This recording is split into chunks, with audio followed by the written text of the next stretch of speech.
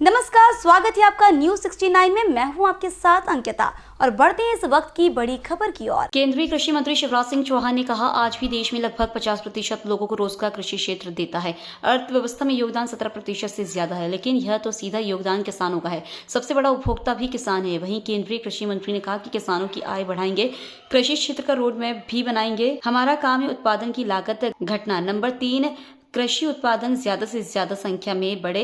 Number 4, भगवान ना करे लेकिन प्रकृति आपदा में जो नुकसान होता है उसका भी सरकार का भरण पोषण करेगी। जलवायु परिवर्तन के दौर में धरती की सतह का तापमान लगातार बढ़ रहा है, हमको ऐसे बीजों की जरूरत है।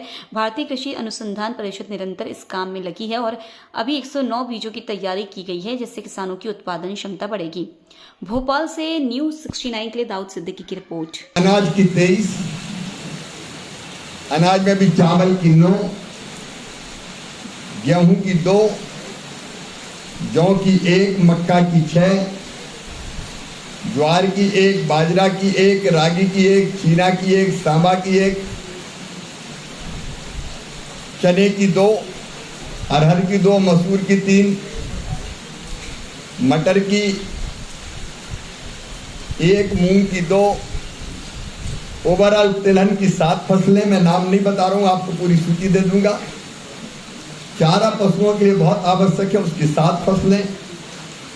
गन्ने की 7 किस्में, गन्ने की 4 किस्में और रेशे वाली फसलों की 6 किस्में। कपास की 5, जूट की 1, बागवानी की 40। उनमें सब है आम, अनार, अमरूद, बेल, पमेला। सब्जियों में टमाटर, लौकी, भिंडी, भारतीय सेम, खरबूज, तरबूज, गन्ने की फसलें अनेकों। हमारे वैज्ञानिकों ने अनुसंधान करके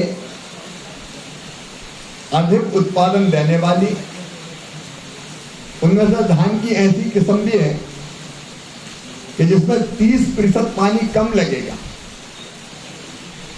तो पानी को बचाने वाली,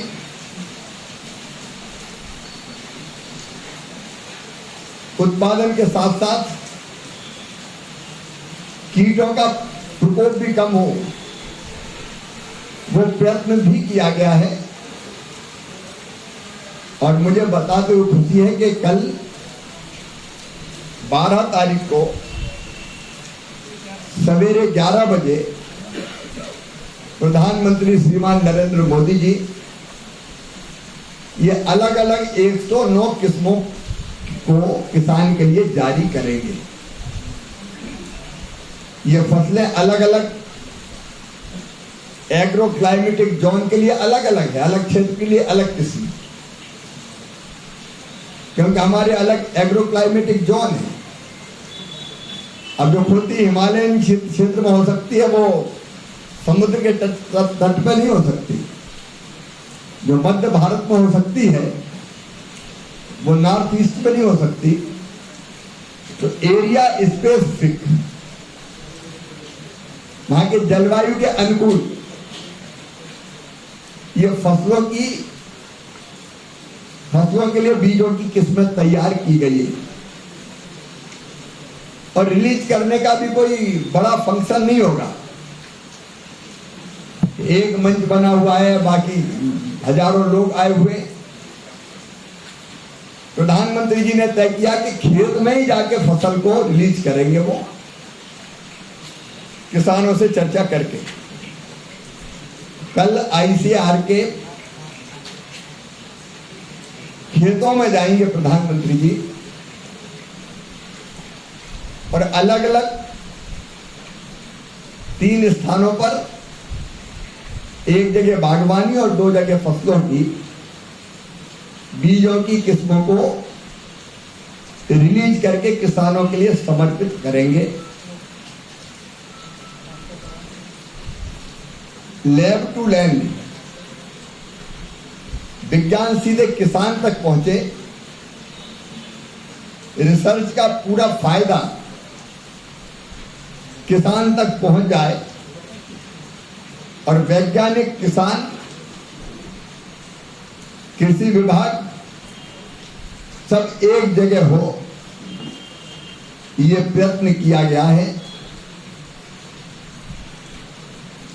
और कल ये कार्यक्रम दिल्ली में जैसा मैंने बताया संपन्न होगा। मुझे ये कहते हुए खुशी है कि कृषि बजट जो यूपीए की सरकार में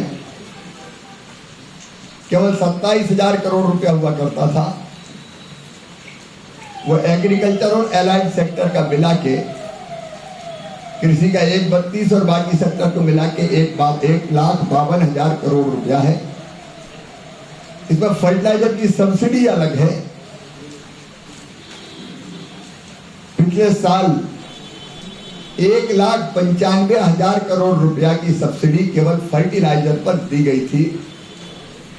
इस बार 1,70,000 करोड़ का प्रावधान है, लेकिन ये अगर खपत ज्यादा होती तो ये प्रावधान अपने आप बढ़ जाता है।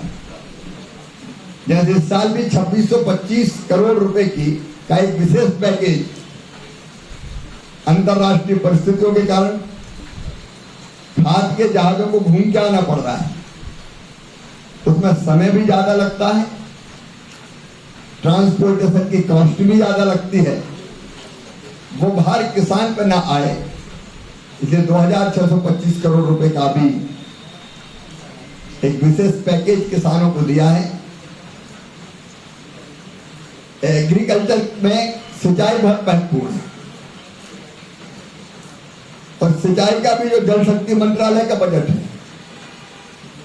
वो अंततः खेत में पानी के लिए होता है। कैन बेतवा से लेकर नदी जोड़ों के कार्यक्रम हो या अन्य सिंचाई की योजनाएं, तो खेती में कृषि क्षेत्र में अभूतपूर्व प्रावधान किया गया है। मेरे पास ग्रामीण विकास मंत्रालय भी है और मुझे बताते हुए खुशी है कि कल ही कैबिनेट की बैठक में